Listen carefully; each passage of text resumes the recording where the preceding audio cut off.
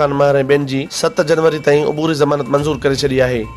वकील कंबर शाह काज़मी पारां पंहिंजे भाइटे फिदा अब्बास शाह जे अगवा जी ए सेक्शन थाणे ते दाख़िल करायल FIR में MPA अलीगौर खान महर, संदसि भाउ अली नवाज़ उर्फ राजा खान महर, अॻूणो ज़िले काउंसिल जो चेयरमैन हाजी खान महर सेकंड एडिशनल सेशन जज घोटकी जी अदालत में पेश थिया, जिते वकील सुधाम चंद केवलरामाणी, जमशेद माको महर, इस्माइल महर ऐं ॿियनि वकीलनि मार्फत ज़मानत जूं धारदार दरख़्वास्तूं दाख़िल कयूं वयूं। अदालत दरख़्वास्तुनि ते 1-1 लख रुपयनि जी मुचलकन एवज़ अलीगौर खान महर ऐं ॿियनि जी 7 जनवरी ताईं उबूरी ज़मानत मंज़ूर करे छॾी। बाबा सॼो फेक आहे, कूड़ आहे ऐं सॼे सभिनि खे ख़बर आहे, इहा ॻाल्हि त स्क्रीन ते आहे, पर मां हाणे हिते कुझु नथो चवणु चाहियां। शायदि अदालत में शइ आहे, इनशाअल्लाह ख़ुदा कंदो त सभु शइ ज़ाहिर थी वेंदी ऐं जंहिं माण्हू को बुराई कई आहे उनखे अलाह सी सज़ा ॾींदो।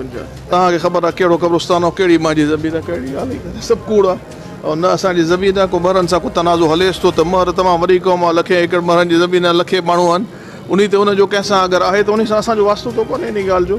ऐं हिन जो इहो केस अॻ में हाई कोर्ट में महरनि सां हलंदड़ हो, जेको उहे खटे विया उन्हनि खे आहिनि, पर उहो उन्हनि जो ज़ाती मसइलो आहे, इन सां असांजो को तालुक़ कोन्हे। होॾां ज़मानत वारी दरख़्वास्त ईंदड़ ॿुधणी 7 जनवरी ते थींदी। अलीगौर खान महर जी अदालत पहुचण वक़्तु महर ग्रुप जा वॾे अंग में माण्हू पिणु अदालत पहुता।